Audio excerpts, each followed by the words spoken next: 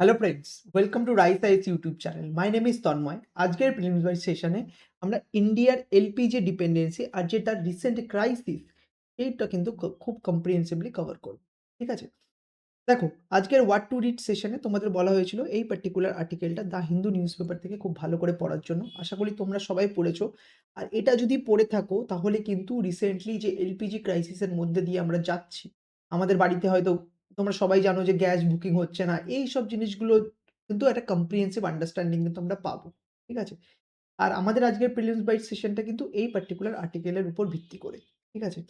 এবার দেখো, তেমন ডাইরেক্টলি কোনো কোয়েশ্চেন কিন্তু এখনো পর্যন্ত ইউপিএসসি তে রিসেন্ট ইয়ারে এলপিজির উপর আসেনি। বাট ক্রুড অয়েলের উপর কিন্তু কোয়েশ্চেন ইউপিএসসি তে এর আগেও এসছে। যেমন এটা দেখো 2020 এর একটি কোয়েশ্চেনস কি জিজ্ঞাসা করেছে? ওয়েস্ট টেক্সাস ইন্টারমিডিয়েটের ব্যাপারে জিজ্ঞাসা করেছে যে এটি কি এটি? Crude oil. The term West Texas intermediate sometime found in news refer to grade of crude oil. ঠিক আছে? তো তোমরা এটা বুঝতে পারছো যে না, এই ক্রুড অয়েল বা এলপিজি এই জিনিসগুলো কিন্তু ইউপিএসসির পার্সপেক্টিভ থেকে ইম্পর্টেন্ট। ঠিক আছে? কারণ এটা ইন্ডিয়ার এনার্জি সিকিউরিটির ব্যাপারে কথা বলে।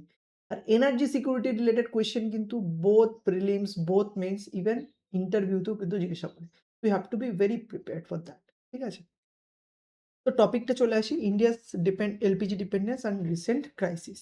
দেখো, টপিকটাতে ঢোকার আগে আমরা প্রথমে একবার আউটলাইনটা দেখে নিই যে কোন কোন ডাইমেনশনে আমরা টপিকটাকে পড়বো। ফার্স্ট আমরা কনটেক্সটটাকে জানবো। এরপর কিন্তু আমরা এই এলপিজির কিছু বেসিক ফ্যাক্টস বা বেসিক জিনিসের উপরে আন্ডারস্ট্যান্ডিং আমরা নিয়ে নেব। ঠিক আছে? What is this LPG? Then আমরা এলপিজি ডিপেন্ডেন্সির উপরে কিন্তু কথা বলবো। দেন আমরা এটা দেখব যে এলপিজি ক্রাইসিস যে 2026 এর সেটা আর গভর্নমেন্ট এর রেসপন্সে কি করছে। That is very important. সেটা কিন্তু আমরা দেখব। এরপর আমরা এই এলপিজি রিলেটেড যদি যে সমস্ত মেজর গভর্নমেন্ট স্কিমগুলো আছে সেটা কিন্তু আমরা দেখে নেব। এরপরে পার্টিকুলার প্রিলিমস এর এমসিকিউটা আছে। আমি চাইবো তোমরা লেকচারটা শোনার পরে এইখানে যেয়ে এই কোয়েশ্চেনটা সলভ করো আর কমেন্ট সেকশনে যেয়ে আমাদের আনসারটা জানাও। রাইট? এইবার আমরা চলে আসি কনটেক্সটে। কনটেক্সটে মানে একদমই তোমরা সবাই অ্যাওয়্যার, বাট তাও আমি একবার এক্সপ্লেন করে দিচ্ছি যে রিসেন্টলি কি হয়েছে না, ইরান ইসরায়েলের কনফ্লিক্ট কিন্তু একটা বড় আকার ধারণ করে। ঠিক আছে? কি করছে? এর জন্য কিন্তু ইরান কি করেছে না, স্টেট অফ হরমুজ কিন্তু ব্লক করে। ঠিক আছে? এই ধরো একবার ম্যাপটা দেখলাম। এটা যদি পার্সিয়ান গলফ, ঠিক আছে? এখানটা ইরান আছে। এই জায়গাটা কিন্তু স্টেট অফ হরমুজ। এখান থেকে কিন্তু প্রচুর অয়েল ট্যাঙ্কার, এলপিজির যে সমস্ত ট্রান্সপোর্টেশন এর ফেসিলিটি সব কিন্তু এই স্টেটটার থ্রুতেই কিন্তু পাস হয়। এবার ইরান এই স্টেটটাকে দিয়েছে ব্লক করে। আর এখান থেকে যে সমস্ত কমার্শিয়াল ধরো শিপিং ভেসেল সেখানেও কিন্তু ইরান অ্যাটাক শুরু করে দেয়। ঠিক আছে? এর ফলে কি হয়েছে যে সাপ্লাই লাইন সেটা কিন্তু পুরোপুরি ডিসরাপ্ট হয়ে যায়। ঠিক আছে? এর ফলে কিন্তু এই এলপিজি ক্রাইসিসটা কিন্তু আ মানে কিন্তু আস্তে, আস্তে আমাদের সামনে আসছে। ঠিক আছে? কারণ আমরা কিন্তু আমাদের যে মেজরিটি এলপিজির যে এক্সপোর্ট সেটা কিন্তু আমরা এই গালফ রিজিয়ন এর থেকেই কিন্তু করি। ঠিক আছে? আর আমরা কিন্তু এই রিজিয়নে প্রচুরভাবে কিন্তু ডিপেন্ডেন্স আমাদের এনার্জি সিকিউরিটি মেইনটেইন করার জন্য। তো এই রিজিয়নটাতে যখনই কোনো প্রবলেম আসবে it will directly impact on India. ঠিক আছে? তোমরা প্রচুর জায়গায় এটা দেখছো যে অলরেডি চায়ের দাম বিভিন্ন দোকানে 10 থেকে 15 এ চলে গেছে। ঠিক আছে? ইন্ডাকশন ওভেন কেনার জন্য কত মানুষের ভিড়, কত মানে তার ডিমান্ড কিভাবে বেড়ে গেছে। সব কিন্তু এই আমরা আর্টিকেলটার সাথে আজকে লিঙ্ক করতে পারব। তো কনটেক্সট বুঝে গেল যে ইসরাইল ইরান কনফ্লিক্ট এটাই হচ্ছে মেইন কনটেক্সট। এর সাথে, সাথে স্টেট অফ হরমুজের ব্লক। ঠিক আছে? আর এই এলপিজির ক্রাইসিসটাকে প্রিভেন্ট করার জন্য না গভর্নমেন্টের এসেনশিয়াল কমোডিটি অ্যাক্টের আন্ডারে যে ডোমেস্টিক হাউসহোল্ডের দিকে বেশি ফোকাস করা over commercial and industrial consumer. ঠিক আছে? এবার এটা তো বোঝা গেল। বাট এলপিজির ব্যাপারে ফার্দার ডিটেইলস এ যাওয়ার আগে আমরা একবার জাস্ট বেসিকটা জেনে নিই এলপিজি কি। ঠিক আছে? প্রথমে একটা কম্পোজিশন দেখি। এটা কি না, একটা flammable mixture of hydrocarbon gas. ঠিক আছে? আর এর মধ্যে দুটো হাইড্রোকার্বন গ্যাস কি ইম্পোর্টেন্ট? একটা হচ্ছে প্রোপেন অ্যান্ড বিউটেন। ডাব্লিউবিসিএস এর কিন্তু না এই এলপিজির কম্পোনেন্টের উপর কোয়েশ্চেন এসছে। দেখবে ভালো করে এনালাইসিস করলে প্রিভিয়াস ইয়ার যে এলপিজির মধ্যে কি থাকে? Propane and butane. ঠিক আছে? এর সাথে, সাথে এটা মনে রাখবে যে it's a colourless and odourless gas. ঠিক আছে? বাট কোথাও ধরো প্রচুর এলপিজি লিক হচ্ছে সেটাকে যদি আমরা ডিটেক্ট করতে যাই, লিক যদি আমরা ডিটেক্ট করতে যাই তাহলে একটা পাওয়ারফুল ওডোরেন্ট আছে ইথাইল মারক্যাপটান। ঠিক আছে? এটা ইউজ করে কিন্তু আমরা এই পার্টিকুলার কোনো লিককে কিন্তু ডিটেক্ট করতে পারি। ঠিক আছে? আরেকটা গুরুত্বপূর্ণ ইনফরমেশন, এলপিজি কিন্তু এয়ার এর থেকে হেভি। এলপিজি ইস হেভিয়ার দ্যান এয়ার। এর সাথে, সাথে এটা মনে রাখবে এলপিজি কিন্তু হাই ক্যালোরিফিক ভ্যালু। এর জন্য কি হয় না, এটা কিন্তু এফিশিয়েন্টলি বার্ন করতে পারে, এফিশিয়েন্ট ফর কুকিং। ঠিক আছে? আরেকটা জিনিস মনে রাখবে, যে প্রোডাকশনটা কিভাবে হয়, এটা কিন্তু বাই প্রোডাক্ট, পেট্রোলিয়াম রিফাইনিং, বিশেষ করে ক্রুড অয়েল, ঠিক আছে, অ্যান্ড ন্যাচারাল গ্যাস ফ্র্যাকশনস, ঠিক আছে, এইটার কিন্তু বাই প্রোডাক্ট, এই পেট্রোলিয়াম রিফাইনের বাই প্রোডাক্ট হিসাবেই কিন্তু এই এলপিজি আসছে। ঠিক আছে? স্টোরেজ জেনারেলি এটাকে লিকুইড হিসেবে কিন্তু স্টোরেজ করে রাখা হয়। ঠিক আছে? কারণ টু রিডিউস ইটস ভলিউম। বোঝা গেল? যে কোন সবথেকে বেশি যে ইম্পর্টেন্টটা কম্পোজিশনটা, এটা কিন্তু প্রোপেন অ্যান্ড বিউটেনের কিন্তু একটা মিক্সচার। এই দুটো কিন্তু প্রাইমারিলি এলপিজির মধ্যে থাকে। ঠিক আছে? এইবার যেটা আমরা আসি, ইন্ডিয়াস এলপিজিস ডিপেন্ডেন্ট। দেখো, India second largest consumer of LPG. ঠিক আছে? আর আমাদের সেকেন্ড লার্জেস্ট, দেখো second largest, but on the other hand আমরা 60-65% কিন্তু আমাদের এই এলপিজির যে রিকোয়ারমেন্ট, সেটা ইম্পোর্টের থ্রুতে আমরা ফুলফিল করি। মানে বুঝতে পারছো যে কিভাবে আমাদের ডিপেন্ডেন্সি।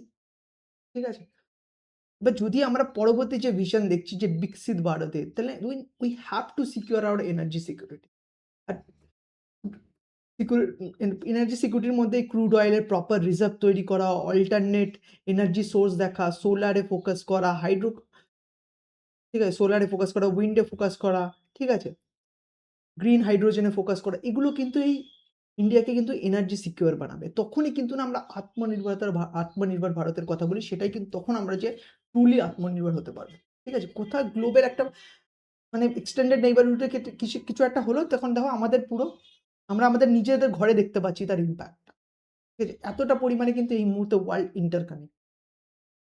বোঝা গেল? এরপর যেটা আসছে, আমরা তো ইম্পোর্ট রিলায়েন্স দেখে নিলাম।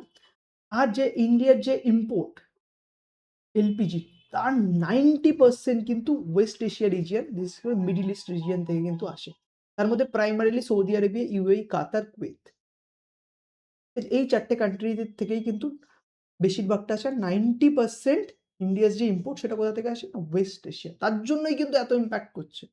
90% আমরা একটা পার্টিকুলার রিজিয়ন থেকেই আসছে। এবার যদি ওখানে প্রবলেম হয়, obviously supply chain get disrupted, আর আমাদের ডাইরেক্টলি আমরা ইম্প্যাক্ট পড়ব। ঠিক আছে? এর সাথে সাথে এটা মনে রাখবে, আমরা এর আগে যখন ক্রুড অয়েল এর ব্যাপারে আমরা যখন ডিসকাস করেছিলাম, তখন তোমাদের আমি এটা বলেছিলাম যে স্ট্র্যাটেজিক পেট্রোলিয়াম রিজার্ভ বলে কিন্তু আমাদের কিন্তু ইনফ্রাস্ট্রাকচার আছে, যেখানে কিন্তু আমরা সিগনিফিকেন্ট অ্যারাউন্ড 77 ডেজ, এই এতদিনের জন্য কিন্তু আমরা ক্রুড অয়েল কিন্তু রিজার্ভ করে রাখতে পারি। ঠিক আছে? বাট যদি আমরা এলপিজির ক্ষেত্রে দেখি না, এই আমাদের রিজার্ভের ক্যাপাসিটি না অনেক কম, around 10 to 15 days at max. ঠিক আছে? এর পরে এর সাথে সাথে তোমরা বুঝতে পারছো যে আমাদের খুব, যদি এই ইসরায়েল ইরান ওয়ারটা আরো বেশি দিন চলে, তাহলে কিন্তু আমরা ডাইরেক্টলি আরো নেগেটিভলি মানে ইম্প্যাক্টেড হবে। তো আমাদের কিন্তু অল্টারনেটিভ সোর্সও কিন্তু দেখতে হবে। এবার এই অল্টারনেটিভ সোর্স বললে একটা জিনিস ইম্পর্টেন্ট, যে ইউএস এর সাথে কিন্তু আমাদের যে ডিল হয়েছিল যে আমরা এলপিজি ওখান থেকে নেব। বাট আমরা যত তাড়াতাড়ি মিডল ইস্ট বা ওয়েস্ট এশিয়া থেকে এলপিজি ভারতে নিয়ে আসতে পারবো, ট্রান্সপোর্টেশন টাইম অনেক কম। বাট ইউএস থেকে যদি এটা আসতে যায়, অ্যারাউন্ড 45 ডেজ টাইম লেগে যায়। বুঝতে পারছো কত দিন? ঠিক আছে? তো সেই জিনিসগুলোকে তো আমাকে ভালো করে ম্যানেজ করতে হবে না? তো এরপরে আমরা ডাইরেক্টলি চলে আসি যে এলপিজি ক্রাইসিসে আর গভর্নমেন্ট কি response. Maritime disruption in Persian gulf কনটেক্সটেই বললাম। বাট এই যে ক্রাইসিসটা হচ্ছে, সেটা করার জন্য গভর্নমেন্ট কি মেজার নিচ্ছে? প্রথমে তো এসেনশিয়াল কমোডিটি অ্যাক্ট, এটা কিন্তু ইনভোক করেছে গভর্নমেন্ট।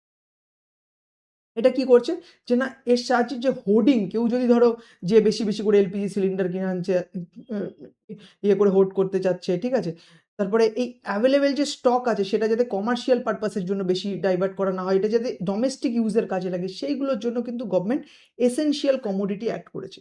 এর সাথে সাথে কিন্তু গভর্নমেন্ট যে রিফাইনারি গুলোকে আছে, তাদের কিন্তু অর্ডার করেছে যারা তাদের এলপিজি যে আউটপুট, সেটা যাতে ম্যাক্সিমাইজ করে। ঠিক আছে? এরপরে কিন্তু কিছু রিফিল রেস্ট্রিকশনও দেওয়া আছে। ঠিক আছে? এর আগে কি ছিল? Minimum gap between booking 2 domestic refill, দুটো আ দুটো ডোমেস্টিক গ্যাসের মধ্যে, মানে গ্যাস বুক করার মধ্যে যে ডিফারেন্সটা ছিল, ডেজের ডিফারেন্সটা ছিল, আগে ছিল 21, এখন কিন্তু সেটা 25 ডেজে চলে এসছে। ঠিক আছে? এর সাথে সাথে কিন্তু এই ওটিপি বেসড ভেরিফিকেশনও কিন্তু, ওটিপি বেসড ডেলিভারিও আছে, ডেলিভারি অথেন্টিকেশন কোড, যাতে কিন্তু এই ব্লাক মার্কেটিং কিন্তু প্রিভেন্ট করা যায়। ক্লিয়ার? এরপর আমরা যেটা ইম্পর্টেন্ট সেটা দেখে নেব, যে এলপিজি প্রমোট করার জন্য LPG is a very clean cooking fuel, ঠিক আছে? এটা প্রমোট করার জন্য গভর্নমেন্ট কি স্কিম, কি স্টেপ নিয়েছে? তো ১ম হচ্ছে প্রধানমন্ত্রী উজ্জ্বলা যোজনা। ঠিক আছে? এর সাহায্যে কিন্তু, ঠিক আছে? এটা 2016 এ লঞ্চ করা হয়েছিল। ক্লিন ফিউল কিন্তু প্রোভাইড করার জন্য বিপিএল হাউসহোল্ড। ঠিক আছে?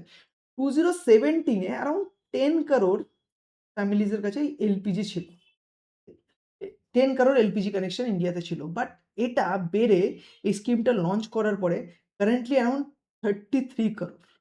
ক্যান ইউ ইমাজিন কতটা এই পার্টিকুলার স্কিমের ফলে ইমপ্যাক্ট পড়েছে? আর এই এলপিজি আসার পরে, ঠিক আছে? এটাও কিন্তু ওমেন এম্পাওয়ারমেন্ট এও কিন্তু প্রচুর ইম্পোর্টেন্ট একটা রোল প্লে করেছে। আগে উইমেনদের উপর কত মানে রেসপন্সিবিলিটি এই মানে ওই ধরো যখন কোলের তারা মানে কয়লাতে যারা রান্না করত কি অবস্থা হতো বলো তো? ওই ধোঁয়া-টোয়া এই জিনিসগুলোর পরে মানে হেলথ খুব বাজেভাবে ডিটেরিওরেট হতো।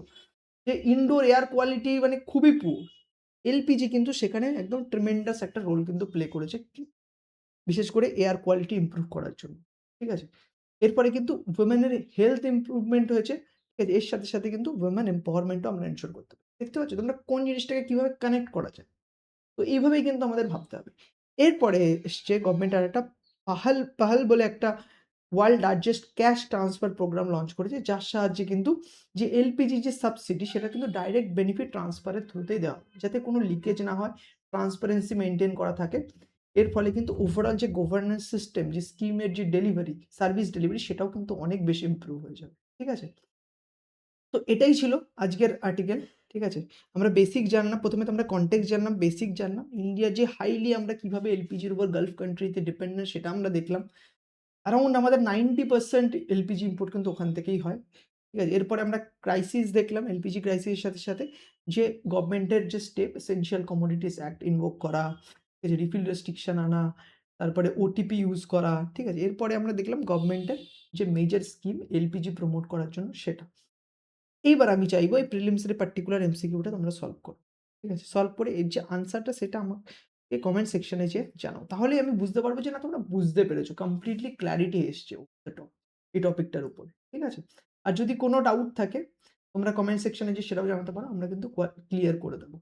আর সিমিলারলি দেখো তোমরা যারা বেঙ্গলি মিডিয়ামে কমফোর্টেবল আর বেঙ্গলি মিডিয়ামে ইউপিএসসি দিতে চাও তারা কিন্তু সেম আর্টিকেলটা রাইস আইএস এর ওয়েবসাইটে যেয়ে বাংলা ভাষাতেও পড়তে পারো। ঠিক আছে? তো তোমরা যে মিডিয়ামে কমফোর্টেবল সেই মিডিয়ামে পড়তে পারো। ঠিক আছে? এটা কিন্তু কি হবে তোমাদের যে ওভারঅল ক্লারিটি বিশেষ করে কারেন্ট অ্যাফেয়ার্স এর উপর সেটা কিন্তু ডে বাই ডে আস্তে, আস্তে বাড়াবে। ঠিক আছে? And thank you so much for attending this particular discussion and all the very best for your upcoming prelims exam. Thank you.